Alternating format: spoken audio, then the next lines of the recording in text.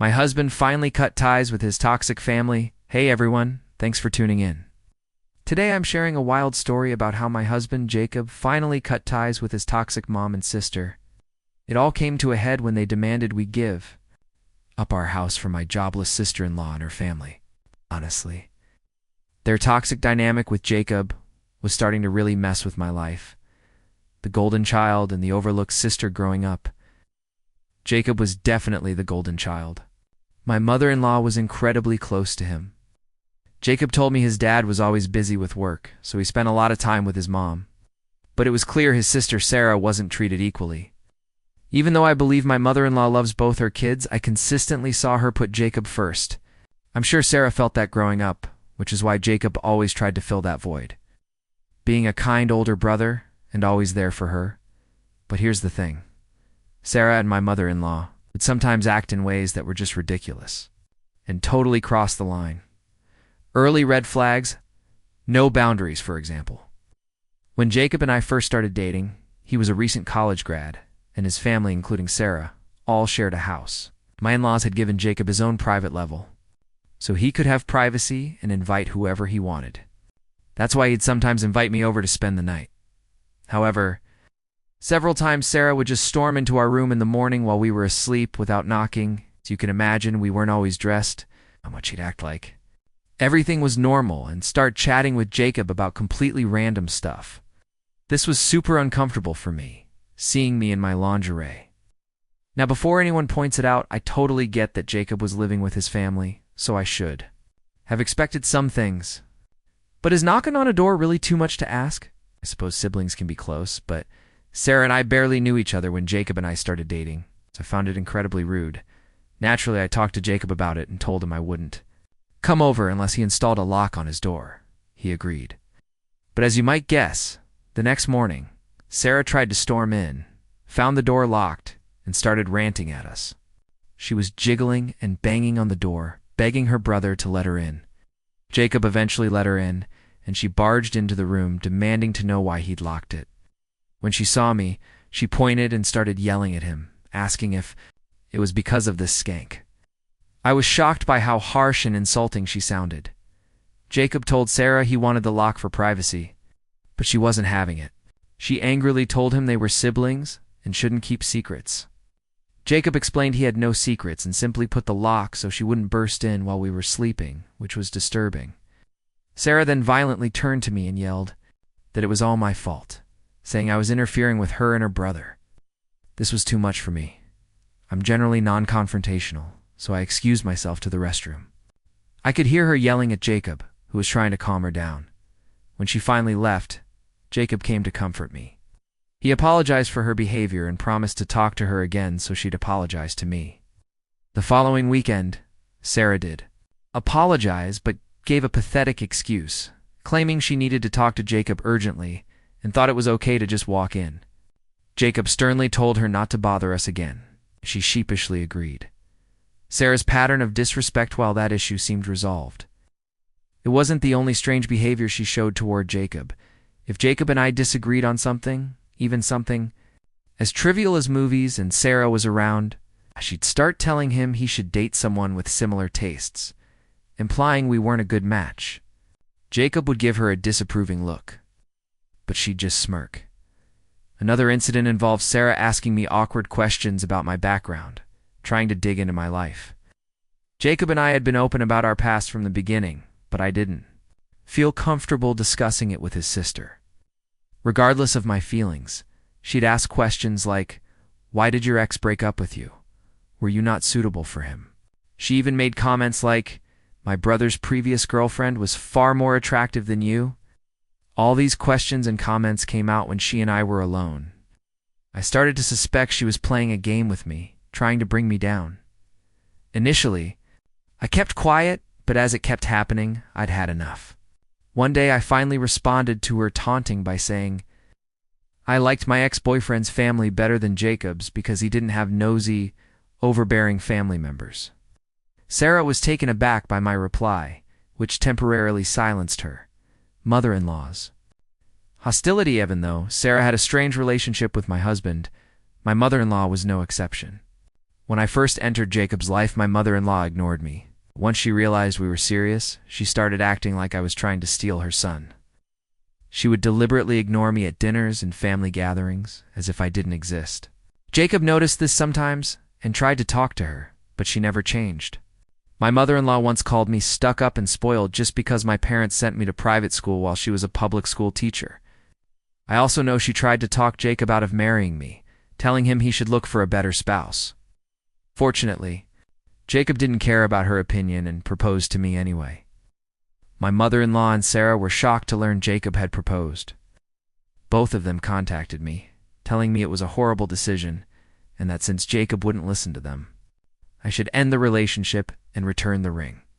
I found this quite strange and refused, stating they were crossing a line by asking me to do something like that when I loved Jacob and wanted to spend the rest of my life with him. When they realized they couldn't persuade me, my mother-in-law reluctantly changed her tune, telling me I should strive to be the best wife for him and care for him in the same manner she did for years. I was pretty offended, but I tried not to take her remarks too seriously. Sarah, on the other hand, accused me of being a gold digger and claimed her brother deserved someone with higher status. She even threatened to expose me before our wedding, so Jacob wouldn't marry me. Following this conversation, I immediately talked to Jacob about everything. He was shocked by how disrespectful they were toward me. He confronted them, but my mother-in-law and Sarah continued to believe I was unsuitable. For him, Jacob told me to ignore them, assuring me he loved me regardless of their opinions. Despite his reassuring words, I felt awful that his own family wouldn't accept me. Jacob and I had already decided to pay for our wedding ourselves. So when my mother-in-law offered to cover half the cost, we politely declined. Jacob explained how hard we had worked to save money specifically for this occasion. Instead of being happy for us, she became even angrier, telling Jacob how sad she was that he no longer needed her. However, Jacob's father seemed quite pleased with us. Unlike his sister and mother, his father was very calm and never had any issues with our relationship. Since my mother-in-law continued to complain to Jacob, we made a compromise. We'd love for her to organize the rehearsal dinner for us. She agreed, and we appreciated her generosity. Wedding drama escalates, however. As the wedding approached, things took an unexpected turn. The first incident happened when Sarah invited herself to join us for dinner, telling Jacob how much she missed him. Jacob and I were living on our own after our engagement, so we assumed she genuinely wanted to spend time with her brother. We agreed, and Jacob directly asked me if I was comfortable having dinner with her. I reluctantly consented, not wanting to be mean to my soon-to-be sister-in-law while we were enjoying our dinner. Sarah abruptly started talking about how much she hated cheating partners, claiming that cheaters were useless pieces of trash. We stared at her, curious where she was going with this. Then, out of nowhere, she looked me directly in the eyes and asked, "How does it feel to be a useless piece of trash?" My brow furrowed in perplexity as Sarah began to rant, accusing me of having an affair with my coworker Zach. Jacob, also confused, asked her what she meant. Sarah proudly pulled out photos of me and one of my coworkers, waving them around and claiming she had caught me red-handed. I knew I'd never been unfaithful to Jacob, so I was curious as to why she assumed I was having an affair. Looking through the photos, they appeared entirely innocent. It's true that Zach and I were close coworkers, but only because we started at the same time and helped each other out so our manager wouldn't criticize us. Zach even had a girlfriend, which Jacob knew about. I don't have a lock on my phone, and I've always been open with Jacob about all my colleagues. Sarah had turned these pleasant moments caught in photographs into something they were not, evidence of a fictitious affair. In truth, they were far from it. Her false charges irritated me since it was obvious she was trying to damage my reputation and disrupt my relationship with Jacob. Before I could defend myself, Jacob, stunned and clearly upset, stepped in to help. He questioned Sarah why she was following me around and photographing me with my coworkers in public places without their permission. When Sarah heard this, she started rationalizing her behavior, claiming she simply wanted to investigate me because I wasn't of their status and she was scared I was marrying Jacob to steal his money. Jacob, Told her unequivocally that her charges were false and that she was creating extra drama out of nothing. He tried to reason with her, telling her to stop spreading lies and trying to destroy our relationship. But Sarah insisted that Jacob open his eyes to the obvious affair that was going on. Also tried to clarify that we were only co-workers. But Sarah insisted on her charges. As her accusations grew more serious, the atmosphere became strained. I'd had enough and told her I was going to file a police report against her for illegally photographing and stalking me. Her look grew terrified. As she asked if I was serious, I informed her I had all the evidence. She had purposely tracked me and took these images without my permission, trying to slander me with ludicrous lies.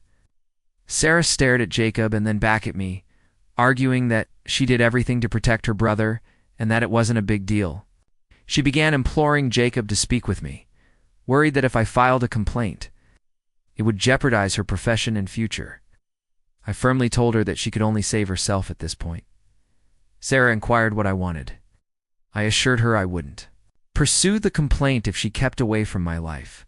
Sarah had no other option for escaping the situation at that point. She looked to her brother for support, but Jacob defended me, telling her she should be grateful I was willing to let it go because what she had done was clearly wrong. Sarah reluctantly agreed to stay away from me, and we haven't spoken since. That day, Jacob still has a relationship with her, but she has never spoken to me again. The rehearsal dinner disastered the second. Incident occurred shortly before our wedding at the rehearsal dinner. My mother-in-law, who had insisted on planning the meal, rejected our offer of assistance in any way. She told us she would take care of everything. However, when we arrived, it was clear that the preparations were far from what we had anticipated. The rehearsal dinner had plastic tablecloths on picnic tables and chilled Mexican food. My mother-in-law was upset throughout dinner, which marred the festive atmosphere. She drank excessively and began behaving inappropriately with the guests, repeatedly stating how she couldn't wait for the wedding to end and how stressful it had been. Despite the fact that she hadn't contributed financially or assisted with the planning, eventually my father-in-law became irate and escorted her away. Sarah tried to excuse her mother's actions, but my father-in-law refused to listen. As you might guess, the entire affair was a fiasco, and I began to worry that both my mother-in-law and Sarah would wreck the wedding the next day. That night, Jacob and I had our first real disagreement. I strongly told him that he needed to uninvite Sarah and his mother because, based on their actions, they would surely try to overshadow us at the wedding.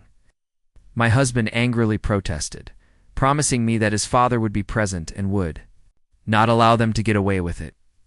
Frustrated, I promised that if he didn't uninvite them, there would be no wedding. Jacob was clearly taken aback by my demand, and even knowing how extreme I sounded, I was concerned about what they might do. I did not want to be embarrassed again in front of my family and friends on our wedding day. Jacob definitely lacked firm boundaries. But I hoped that this ultimatum would make him realize how much his family was interfering with our relationship. Thankfully, Jacob understood and made the right decision. He called his father early in the morning to inform him that his mother and sister were uninvited. Phil didn't appear startled and promised Jacob that he'd make sure my mother-in-law and Sarah didn't show up unexpectedly. Shortly after our chat, with Phil, my mother-in-law, and Sarah began constantly contacting Jacob, apparently trying to persuade him to let them attend the wedding. However, Jacob forcefully told them that he did not feel comfortable having them there because of how they had treated me throughout our relationship. Hearing this, my mother-in-law began accusing me of being a terrible influence and interfering with her relationship with her son. Sarah tried to argue with him, but Jacob was certain in his decision. I felt awful that Phil couldn't attend our wedding because of his wife and children. I even felt sorry about issuing the ultimatum, but all my remorse vanished when I discovered from some of Jacob's cousins that Sarah and my mother-in-law had intended to wear white dresses to our wedding. The cousins informed me that in their family WhatsApp group, which only had female members, Sarah had encouraged the others to wear white as well, stating there was no reason for the bride to be the only one. I was astounded by how low they would go just to hurt me. After knowing this, I was relieved they hadn't been invited. Jacob missed his family, but he could see where I was coming from. Overall, we had a lovely wedding, and no one tried to outdo us since that day. My mother-in-law and Sarah have stopped talking to me entirely, which I am absolutely okay with. They only invited Jacob around for dinner or special events, which didn't bother me at all. Phil, on the other hand, was always kind to me. And we stayed in touch over the years. The house demand, Jacob and I painstakingly saved money and finally purchased a new home this year. It was our first home, and we were overjoyed to own something so meaningful. Jacob's parents and Sarah did come to visit for a modest housewarming celebration, but I went to see my parents and spent time with my family instead. Now to the major point. My mother-in-law contacted me unexpectedly last month. This was really surprising because Mom and I hadn't spoken since the day I married Jacob. Surprisingly, she casually inquired about my well-being and life circumstances. I was taken aback by her unexpected interest, but I responded pleasantly. Then she questioned how it felt to live in such a spacious house with only Jacob and myself. Her remark stung, since Jacob and I had been trying to conceive for a long time but were unable to due to infertility concerns. Jacob and I had mourned the thought of never having children, but we gradually accepted it. When I first got the news, I told Jacob that if he wanted to marry someone else and have children, he could divorce me. But Jacob had always stayed by me, assuring me that it was fine to be childless as long as we had each other. Our families were aware of this, so my mother-in-law's comment was very painful. She then told me Sarah was pregnant again. I was astonished because this would be her sixth child. Jacob had told me how her husband was unemployed and did not believe in using contraception, which resulted in these accidental pregnancies. Sarah's boyfriend was the embodiment of laziness, doing nothing around the house to aid her or the kids. I've heard from Jacob that he treats Sarah like a personal maid. He never pays any bills. In the house, Sarah works many part-time jobs while he spends the entire day gaming. Regardless of how much everyone has talked to her, Sarah never breaks up with him. My mother-in-law then went on to add that because Sarah could no longer afford to work during her pregnancy, she thought Jacob and I should give up our apartment. Because it was too big for a childless couple like us? I was caught aback by her demand and struggled to find words. I inquired whether she was joking, but my mother-in-law responded that she was serious, that Sarah and her husband deserved to live in a larger house. However, because she did not have enough space in her own home to accommodate them, she invited them to come in with us. The weight of her news weighed in the air as I fought to keep my composure in the midst of the emotional storm. I emphasized to her that this was our house, which we were still paying for, and the idea of someone else moving in without our permission was intrusive and ludicrous. However, my mother-in-law said that she had already spoken with Jacob, who had allegedly consented to this. This was strange because Jacob and I were always open with each other. I knew he would have told me if he had agreed to let his sister and her family stay with us. I firmly told my mother-in-law that because the house belonged to both me and Jacob, he couldn't grant permission without my agreement. No one was allowed to reside here unless both of us agreed. To reach a solution, I told her that I would be pleased to accommodate Sarah and her husband for a few days if they wished, but that they could not stay permanently. My mother-in-law began yelling, arguing that, as a responsible daughter-in-law, I was required to make room for Sarah and her husband. She also assured me that if I complied with her demands, all previous troubles would be forgiven. In rage, I cynically said, "Sure, I'll be pleased to let them take our place. But you see, we're still paying for it, and I'm confident that if Sarah and her husband move in, they will not assist with the mortgage or bills. So how about you take some responsibility and contribute to their living expenses? I'd be grateful if you could just cover the mortgage and we manage the rest. Of course, with only one job, you'll definitely need a second one to cover the home payments. Please let me know when you intend to get that second job." Hearing this, my mother-in-law exploded in wrath, shouting and voicing her dissatisfaction. She said it was crazy of me to want her to pay the mortgage, and I responded that it was equally ridiculous for her to expect us to care for Sarah's family and allow them to move in. This infuriated her even more, and she continued to yell while I smiled with satisfaction. She eventually disconnected the call when she saw I wouldn't give in to her demands. Soon after, Sarah called and yelled at me for daring to ask her mother to pay our mortgage. She went on to add that she had always known I was a gold digger. I informed her that she was the gold digger, attempting to live with us without contributing. I added that if she wanted to know who the true gold digger was, she could look at her own partner who did nothing to assist her. This appeared to silence her. I firmly told Sarah that she could argue with me all she wanted, but I would never let her family into our home unless they agreed to help with the mortgage. She accused me of being cruel and putting money before family. The tables had turned, and I was relieved at the thought of sticking up for myself and refusing to back down, taking control of my home. However, I feel a little awful thinking about my ex-husband, and I'm here on Reddit, wondering if what I've done makes me the villain. Update 1. The entitlement. Thank you to everyone who has expressed their support. To answer the most crucial question everyone keeps asking, why would my mother-in-law demand such a stupid thing of us? It's because she has always been so entitled. Clearly, my husband has tolerated this charade for far too long. He and I need to sit down and have a serious discussion about it. It's heartbreaking how my mother-in-law can lie about her own kid in order to get her way. My sister-in-law is a pawn in her game, doing whatever her mother-in-law wishes. Because my mother-in-law has always favored my husband, Sarah simply listens to what her mother says in the hopes of garnering favor as well.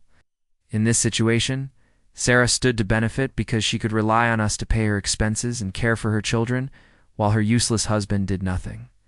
I'm waiting for my spouse to return from his business trip so we can discuss. I do not want to discuss this over the phone, since it is too important.